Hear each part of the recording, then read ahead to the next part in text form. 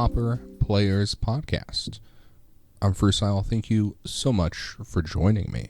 If this is your first time joining me, the philosophy of this podcast is to speak to the players who are shaping the metagame so that their voices can be heard. This week's voice has a voice of his own because he is no stranger to shaping the Pauper metagame. He's been doing it longer than I've been playing Pauper myself. And he has a voice of his own because he's been making content longer than I. In fact, Mathonical is just really well known around Pauper in general because he's the all-time leader for challenge top 8s. And he's also the all-time leader for challenge wins. And after recently adding yet another victory to that list with a deck that most people dismissed when it first came out, he's here joining me, breaking down the walls.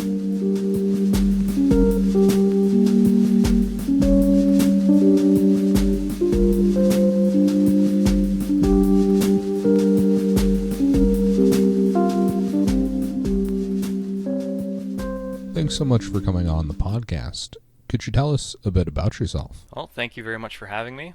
And there's nothing really to say about myself. I'm just a web developer that really enjoys spending all their time in front of the computer. A very avid gamer as well, and been enjoying various card games at the moment. When did you get started playing Magic? Like, how did that come about? So, I guess that's a bit more of an interesting story. When I was a kid, I actually had an uncle who played a lot of Magic, but then after a time, he'd actually decided he wanted out. So, he actually gave me a number of many thousands of commons from Tempest and Stronghold. So, if you remember back to those sets, that's actually when slivers were introduced. So, I came to love slivers right off the bat. Even though I didn't know how to play the game, I just enjoyed having the cards. It wasn't until much later in high school, around the time of, I believe it was Mirrodin, that I actually got into a group of people that played a lot of Magic, and they taught me how to play, and that's what made me go back to that old collection and throw together just a pile of sliver cards. Wasn't a good deck,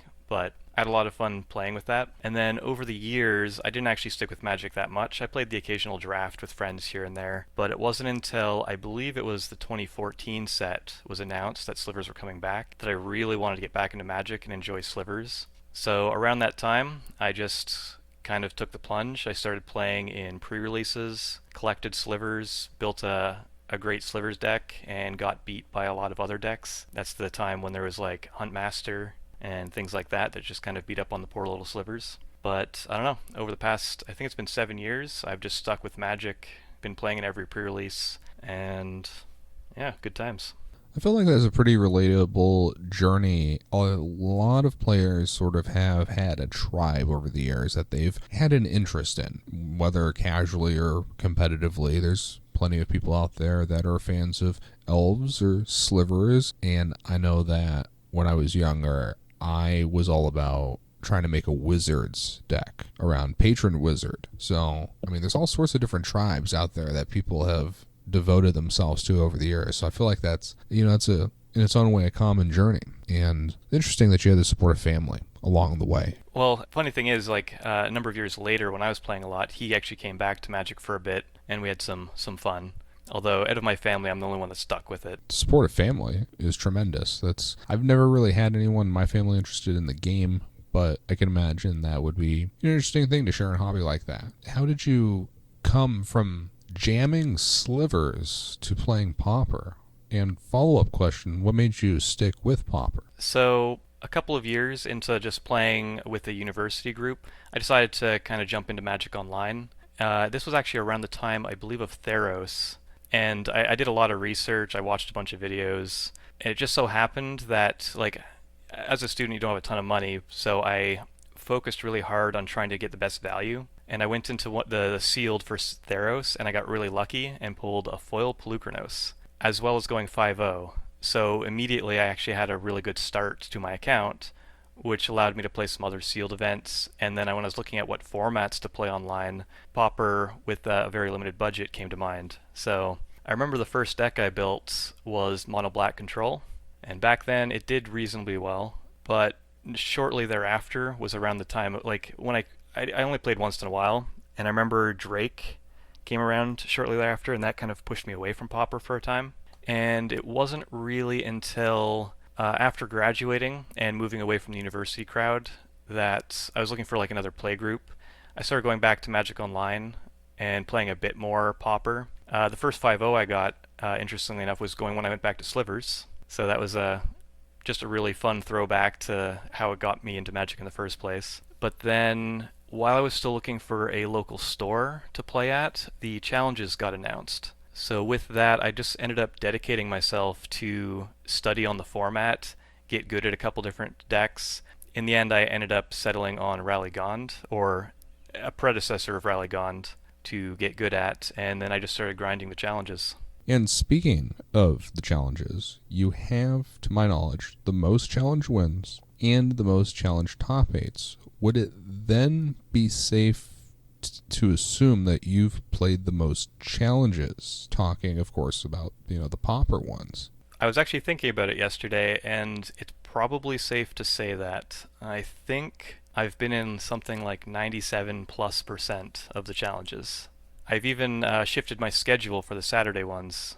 For me, the Saturday morning ones are 5 a.m. As soon as those were announced, I shifted my schedule, so now I can get up at like 4:30 in the morning on Saturdays to play in those. Yeah, I just really enjoy playing in every single Pauper challenge if possible.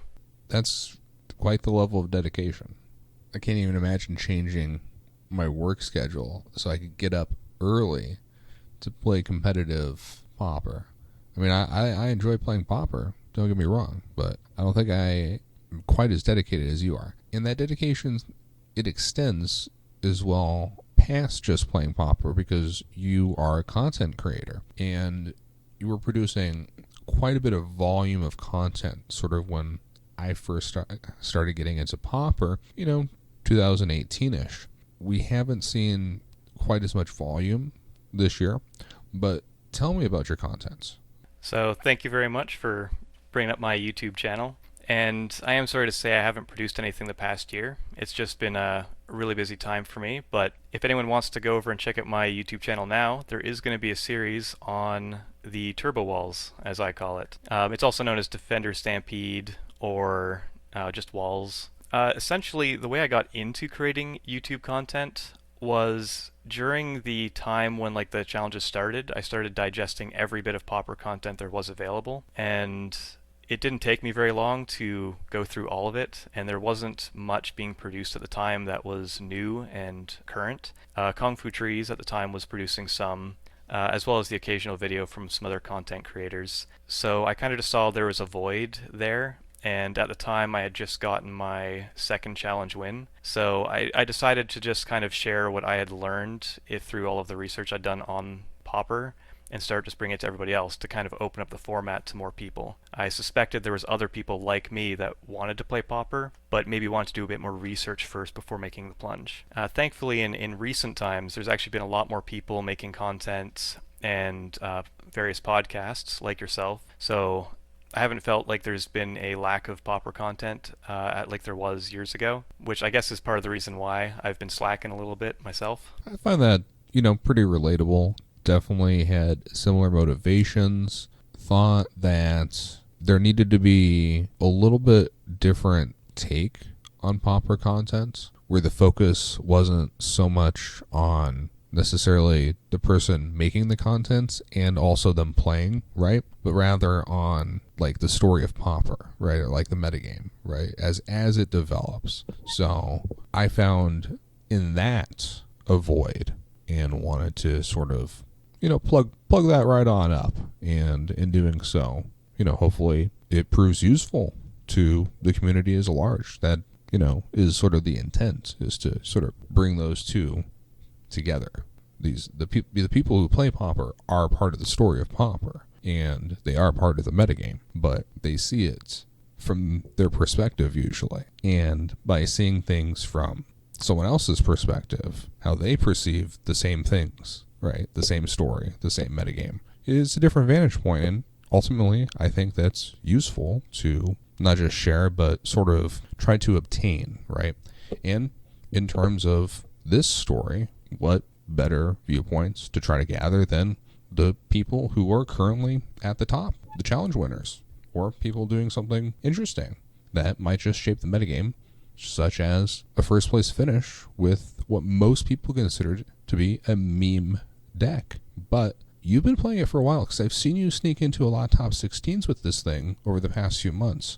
What's made you sort of stick with walls? Because at this point, the list looks really refined. There's a lot of one-ofs. There's a lot of two-ofs. So you have your numbers. You've developed the deck to this point from playing it a lot. I mean, really, what have you learned? And I guess, what do you say to people that think that this deck is a meme? Well, I assure everyone it's certainly not a meme. It may have started off that way. It did come from the original version of it that was popularized was made by Caleb, which is known for making crazy combos with low land counts. When I looked at the list, I had to give it a try. It looked really interesting, and I'd worked on various wall combos in the past, but he brought to the table putting Quarian Ranger, as well as a couple Mana Elves, and the Shield Sphere. So back when we were first exposed to it and when I first tested it, the meta was pretty hostile, but as it just so happened, I was starting to feel in a bit of a slump. Boros Bully wasn't working that great, and I was almost about to fall back to Rally Gone just for the fun value, even though I knew it wasn't going to be a good meta choice. Right now, the meta is really hostile to X1s. But then when I was looking through my list, I found Turbo Walls.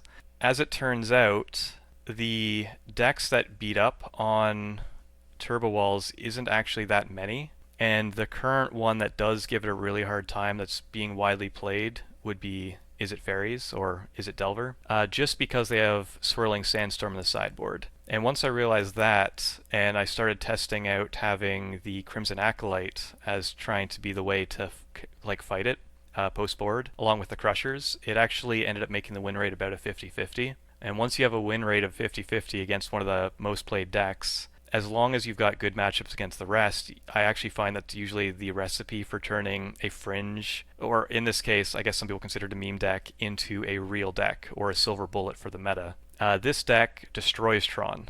Tron almost has no chance against it. As soon as you get a 50-50 against Is It Fairies, and as long as you can hold your own against Boros, and in this case I think it can, although there hasn't been as much of that lately to really prove that in the numbers, I think it's the recipe for a good deck. There are a lot of archetypes that can beat that, so I guess I might as well mention a bit about that now for anyone listening. There are a few problem cards for Turbo Walls. Swirling Sandstorm is the first big one, but then Quark Clan Shaman from Affinity, Martyr of Ashes from Burn. Oh yeah, Burn's the worst matchup. Just avoid playing Burn at all possible. And then Pestilence from any black deck is always a problem as well. But once you identify the weaknesses of the deck, you can usually adjust the sideboard and the main deck to start tuning to beat them. So where you've said I've kind of fine-tuned the numbers, it's really been to target the problematic matchups. And currently the sideboard doesn't actually have any cards really for any of the good matchups.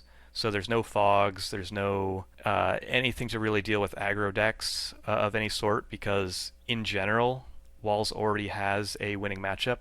So if most of the meta is bad matchups, or right now against Is It Fairies, I'm pulling in 8 to 9 cards for a transition just to give myself that 50-50 win rate. And that's kind of what you have to do to take a deck that's interesting or possibly fringe and turn it into something that can fight the meta. I feel like there's a lot there that you've shared, just about general observations about how to approach matchups, metagaming, and the like, but specifically with regard to these bad matchups.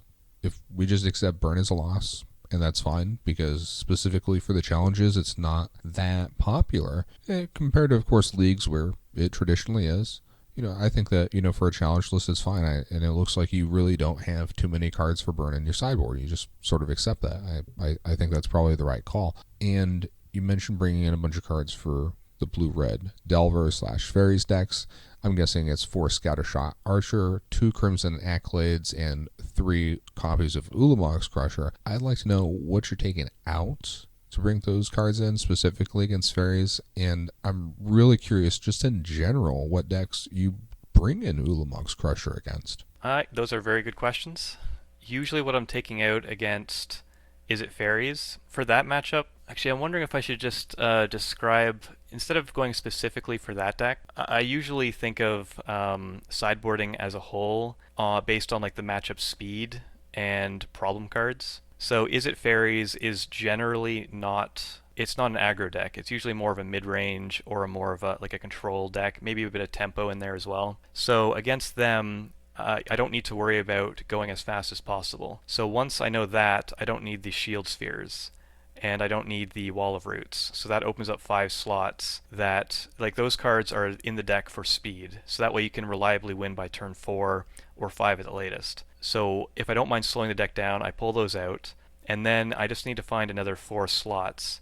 Because I'm bringing in Crushers, this means the deck now has more win conditions, and I can actually trim back on normal win conditions. So I'll usually trim 1 Grizzly as well as one of the Drift of Phantasms. And then usually the last slot, because I know that they occasionally will bring in an Electrickery just to try and hose the elves, I'll usually trim 1 X1 somewhere, and that usually gets me the amount of cards I need to put in. These numbers always change a little bit depending on the player I'm against, and if you're ever in a super tryhard mode, looking up your opponent on MTG Goldfish and just looking at their list, if you don't think they're going to be playing X1 hate, you can keep all of your 1-drops in. If they are leaning heavier on like Echoing Truth, sometimes you need to worry about going a little bit faster because they can always Echoing Truth your Crimson Acolyte to get off like a Swirling Sandstorm. But that's the general rule of thumb for that matchup. Bringing in the Crushers in general, they come in for any deck that has essentially removal that's going to break up your normal combo against very slow decks where you're going to be able to get a hit or 2 in early. So Tron, you always bring it in. And against any decks with counter magic, just to try and overload the amount of counters they have and just kind of brute force your way through it. So matchups you wouldn't bring it in are things that can kill your Crusher in combat, so like Affinity, you don't want to bring it in. And you also don't want to bring it against things that have like an infinite number of things to sacrifice and it won't affect them, or if they're faster than you. So you don't bring it in against Boggles, Elves, Stompy, and the like. Is it worth it at all against Boros? Because I feel like you're just pretty well positioned against Boros in general. Yeah, they have removal for the combo, but they don't have counterspells for Winding Weight or Lead the Stampede.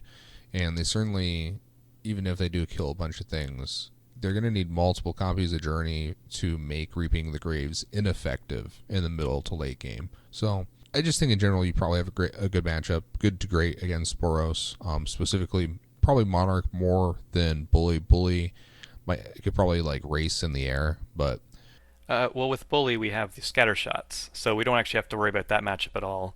And I actually do bring the Crushers in against Boros because generally they're slower than you, so you actually don't mind slowing down your deck a little bit to go over the top of them. Like, one of the axioms of playing card games is you want to go a lot faster or a little slower than your opponent. If Boros is bringing in a lot of cards to interrupt your combo, and quite often they'll bring in Pyroblasts and the like, they can usually interrupt your combo enough that it makes it hard to go off early enough before they eventually get you with the flyers in the air. So bringing in a couple, like, you don't even have to bring the full 3, like just bring in like 2 Ulamog's Crushers is just that extra pressure you're going to put on them.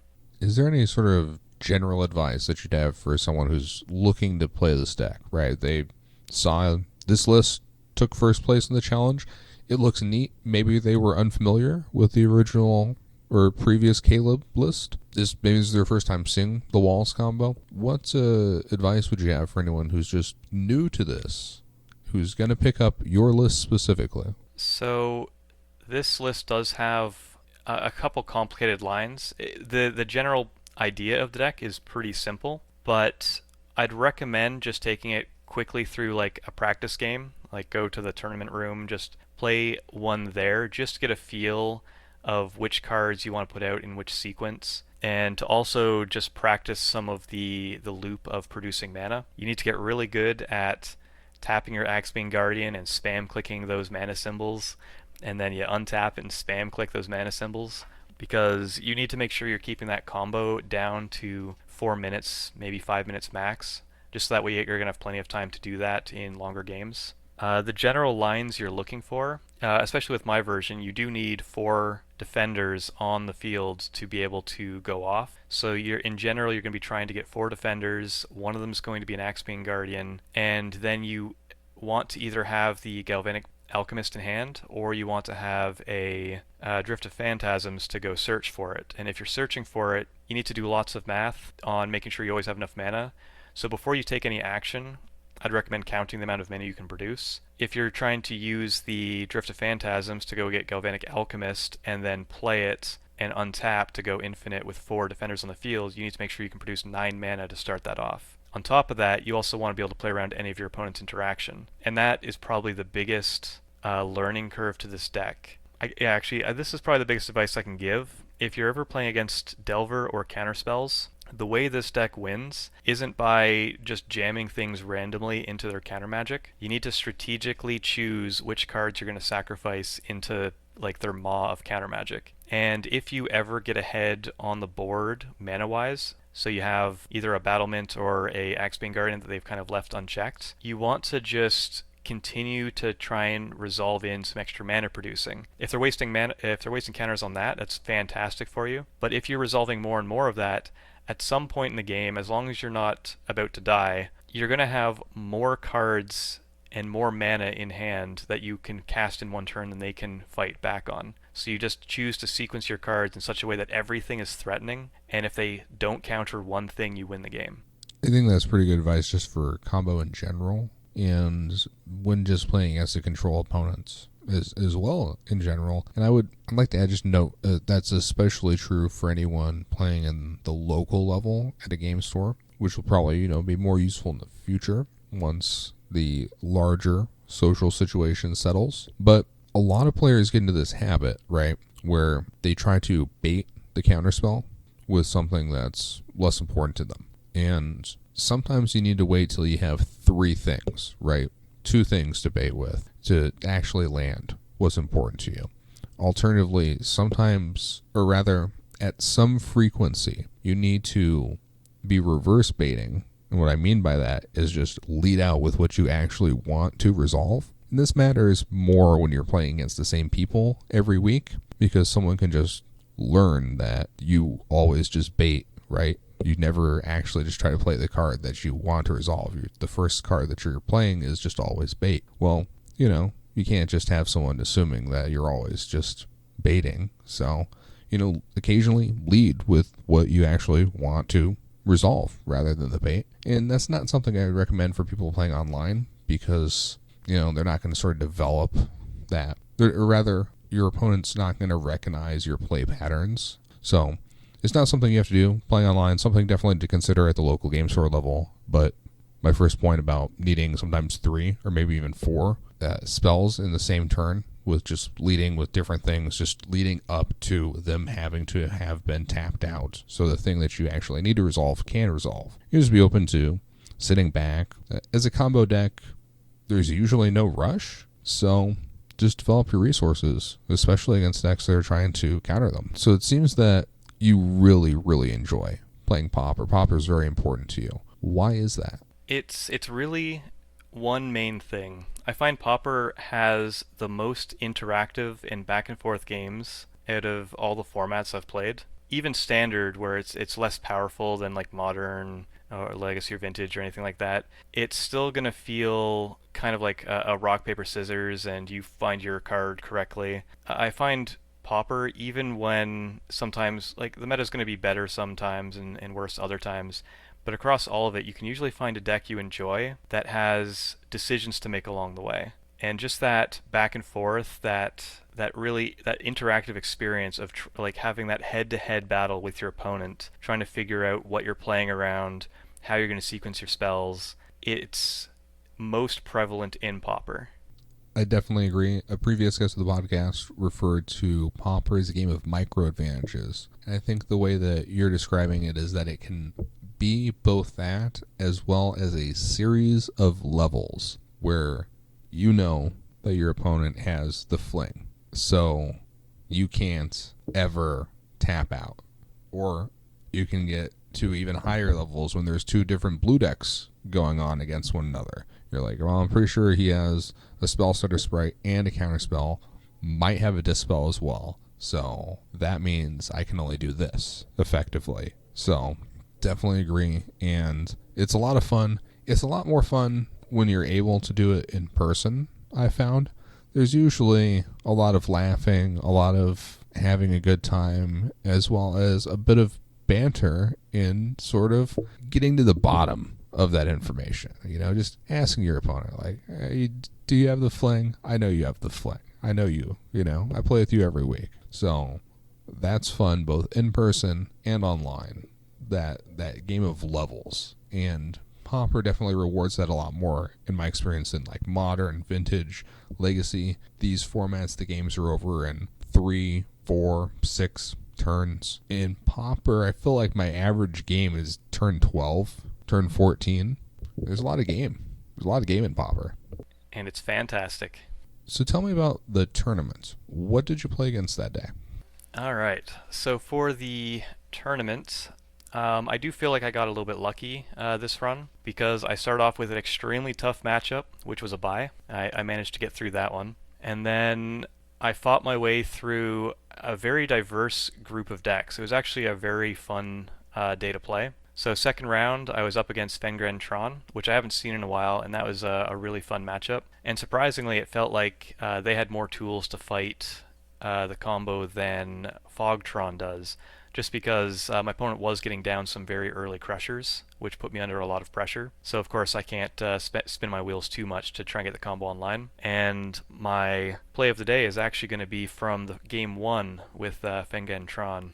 So just a little foreshadowing to that one. Round 3 was against Burn, and while this is normally an auto loss, like with the version I'm playing, with the shield spheres and the wall of roots, the way they're configured, you can often go off on turn 4. So if Burn doesn't have the perfect hand to beat you, and if they slow down a little bit to start moving your creatures, you do have a chance to win. So as it turns out, in game 1, they had to mulligan down to like lower resources. I think it was 5 or 6. And they immediately started killing my creatures, but it worked out really well for me since I had a hand with multiple Winding Ways and Lead the Stampedes and could keep refilling. So eventually they didn't have something to kill my Axebane Guardian, and I won the game. Game 2, the new tech I've been running with the Croatian Druid actually came in big. I was able to... There was a turn where I was going to be able to play a Hasty Crusher, but there was a chance I would die because I thought of various sequences that, depending on the top of their deck, depending on what they had in hand, I could die to that play. So instead, I was able to tutor for the Croatian Druid, play it kicked, gain 10 life, and that just locks up the game completely. So there's no chance, no odds of losing that one. So I feel like I got rather lucky, but that's just how the Burn match goes. The Walls Mirror was a lot of fun. We're both just playing solitaire and hoping we get there first. And as it turns out, I got there first 2 out of the 3 times. So... got to start off my day with 4-0, which felt pretty good. But then I went against Blue-Red Delver and got completely destroyed. Game 1, they just had a perfect sequence of things, and Game 2, Swirling Sandstorm just destroyed me, so quick losses there. Then I fought against Mezel on his Mono-Blue Delver and got Force Spiked turn 1 both games. It was some fun times. Quick losses. Then I was up against Fogtron, and I did... This is obviously a very good matchup for walls in general, so it was a pretty easy win there, and it feels pretty good. Winning that one kept Tron out of the top 8 this week. That worked out really well. And then into the top 8, played against Stompy, and that is... It's a favorable matchup, but as I've mentioned previously, we don't actually have any tech for aggro decks. So we do have the 2 Standard Bearers, which can help against possibly keeping our creatures alive if they have removal, or just kind of preventing them from being able to suit up their guys as quickly. But quite often you're under pressure and you just need to find your combo pretty quick. So it was pretty close game 1. I was essentially, I believe I was dead on board to the next attack, and I needed to... There's a couple draw steps in a row that I just needed something to keep going, and on the very last turn I did manage to top deck what I needed to go off for the win. And then the other game ended up being really easy. I think I got a Standard Bearer online. They weren't able to get any attacks really going, and it was pretty easy. Against Blue-Black Delver, this can be a rough matchup, but just the way the hand worked out, I developed very quickly. I had a very explosive turn 2 and turn 3. So my opponent on their turn 3, they decided to tap out to suffocating fumes, I think like 2 or 3 of my creatures. But by this point, I already had enough walls online that on my turn I just untapped, went through the combo, and won the game. Going into game 2 there, it wasn't actually much different. I just ended up having a great hand, comboed off really quick, even through a little bit of interaction. And then in the finals, Ocean Soul 92 and we decided to split. So a shout out to him. He, like, co-winner of this challenge. Well, I still think that counts. I don't know. I have also been in this situation and feel like it counts. There can definitely be 2 winners at the end of the day. I mean, it's fine, right? Especially after a long day of playing Magic. By that point, we'd both gone through 9 rounds, so I see it as like co-winning when you get to the finals and split. Totally understandable. Yeah, I totally understand. I've been in that. The only time I was fortunate enough to make the finals, I found myself in that same situation, and being properly exhausted, was very excited to have my opponent open up the chat and ask me if I wanted to split. That was great. Great news. Now, I think you mentioned earlier with regard to your content, we might be seeing some more of it. Now, are people going to be able to see these matches or maybe some league matches? What do you have planned for Walls? So, unfortunately, my schedule at the moment on Sundays for the tournament doesn't actually allow me to play all of the matches on my main computer. So I end up playing usually half the challenge while I'm out. It makes it a bit difficult timing wise for like especially when I'm playing this deck. I have to play super quick to get everything done, but it means that a bunch of my matches aren't really available for me to record them. So what I've done is I've actually played through some leagues just to get some content there, and at the time of this coming out, I will have a series out on Walls so that way you can check it out, and yeah, please do. You can find that on youtube.com/Mathonical. And anyone viewing this on YouTube should be able to find Mathonical in the sidebar under Pauper's Finest Content. What does your decision to play Walls say about Pauper? And I don't mean what does your win say about like the Pauper metagame, but just your decision to register the deck. I mean, what does that really say about the format? Just an observation. A lot of people, like on on Reddit and around, I do see a lot of people being vocal about wanting bans or wanting the meta to be a little bit different. Whether the meta is good or not, having those discussions, and like while it's fine to have all that, I've always come to the table with more the perspective of why don't I shift the meta the way I want it to be, and I kind of think more people should, instead of thinking of the meta as something that you have no control over, instead looking at it like how can you change it? How can you move the meta in a direction you prefer? Myself personally, I'm not a fan of Tron. It beats up on a lot of the decks that I like to play. That's just like a personal history for myself. But instead of going out of my way to try and say Tron should get banned or pointing out really strong things Tron are doing, instead I look for decks or options for decks that allow me to go toe-to-toe with Tron. Like, Tron is good for a reason, so why don't we make other decks get as good as Tron? Just as an example. They're certainly operating on an exploitable axis in that the iterations of Tron which we're currently faced with deny the combat step, which, much to aggro's chagrin as well as mid-ranges because of the mana advantage. If you just don't need a combat step, then you can have a favorable Tron matchup, at least theoretically, if not in practice. So, I mean, Walls is perfectly suited to attack that and exploit the axis in which Tron operates. A different creature combo deck in the form of elves. I have seen some lists over the course of the past month have a main deck Gruesome Fates, relying a bit more on drawing their deck with Distant Melody, running fewer copies of Well-Wisher, either main deck or only having them in the sideboard. So there's definitely at least a few decks out there trying to attack Tron, trying to exploit Tron. Exactly, and that's exactly what I'm talking about. Like, I'm not saying that bans shouldn't happen, but I feel like sometimes people spend too much energy calling for bans instead of enjoying looking for ways to beat it. It's one thing to observe a potential issue. It's another to not see opportunity in that, right? And I think that's an important perspective there, that there's more to do when the metagame isn't exactly how you like it than just complain. There are, for the most part, options. And if you really, really want to be the change, we can all play Tron. If 100% of Pauper starts playing Tron now, if we all agree we don't like it that much, if we all play Tron together, they have to ban it because, like, it's an unhealthy metagame, right? Everybody's playing it. It'll be like Affinity in the early 2000s. I've been so tempted. I've been so tempted to do exactly that.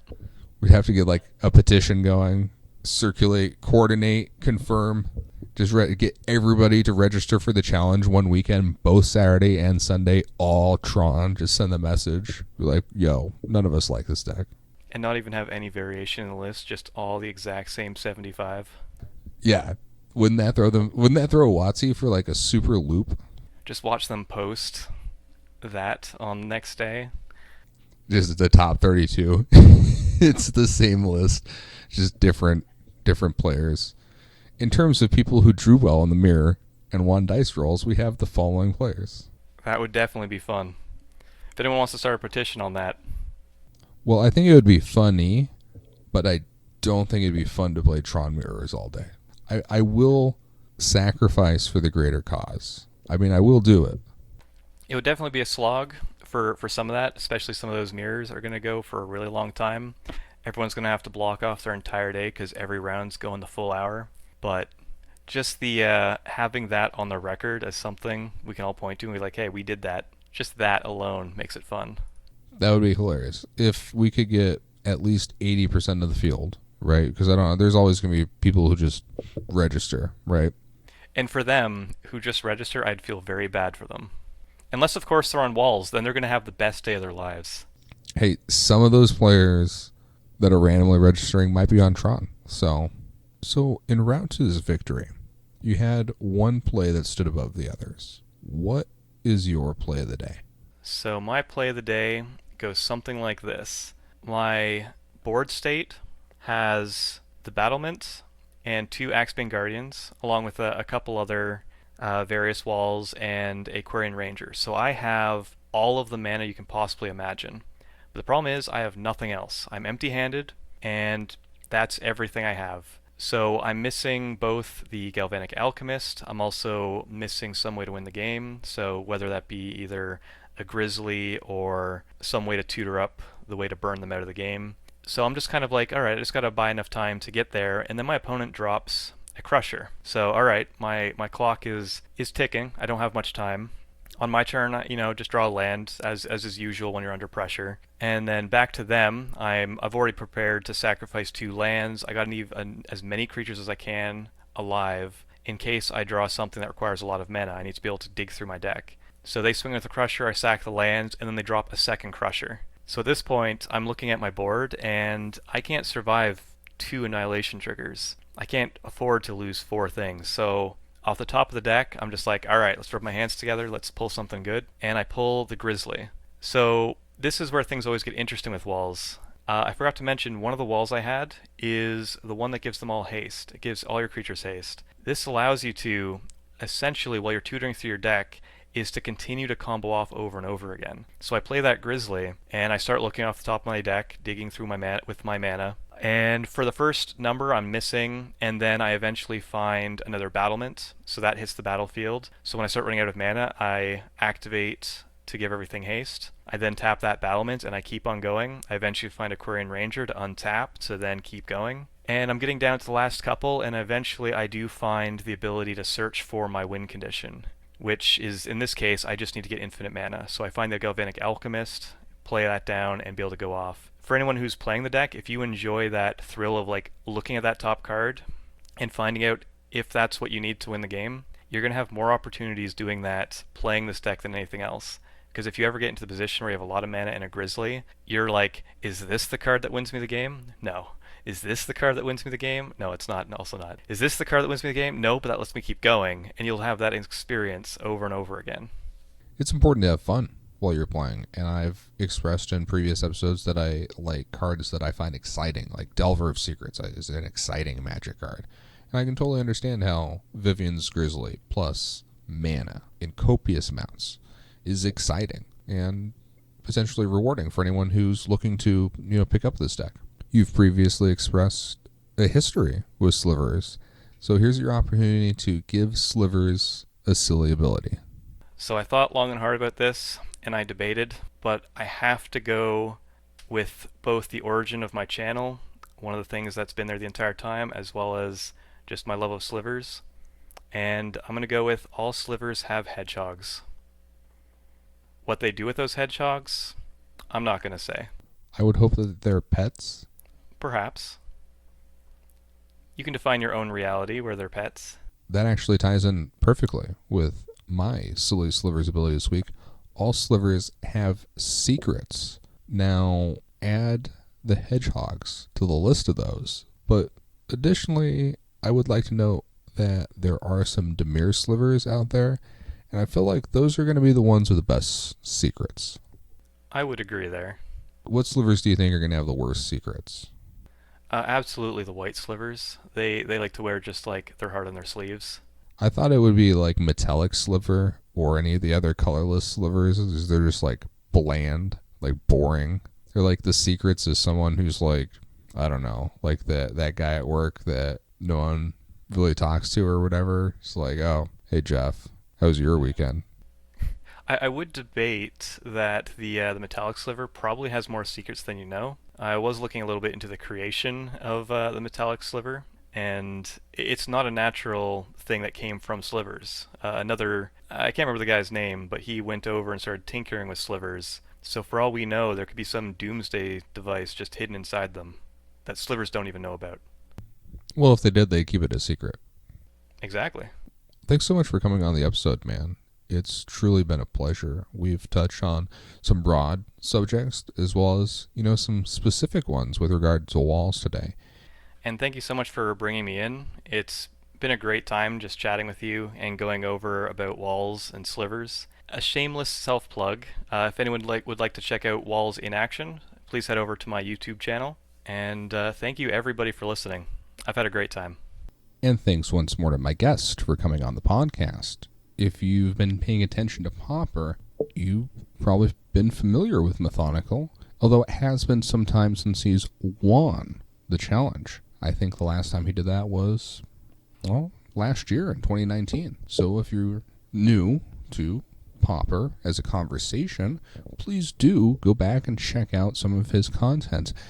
It's a bit outdated in that you might see cards like Gitaxian Pro being played, but there's a lot of solid fundamental introductions into deck archetypes. So if you're thinking about playing a deck like Burn or Bogles, well, he probably has a video series out there for you. Of course, if you're listening on the YouTube version of the podcast, you will be able to find Mathonical in my sidebar under Pauper's finest content. Coming up on the podcast, it appears Helsaw's Heater is finally over, and we're going to speak with him about that streak of top 8s that he had with Tron, and about the future of the deck now that it has Bonder's Ornaments to play around with. And of course, still working through the remote interview with the Showcase champion, learning the secrets of Blue-Red Delver. It's the same game plan as the previous episode. Mathonical's win with walls was worth discussing, worth taking a detour to do so. And I'm so very happy that he was able to join me. And I'm hoping that next week that you too will join me. And I'll see you then.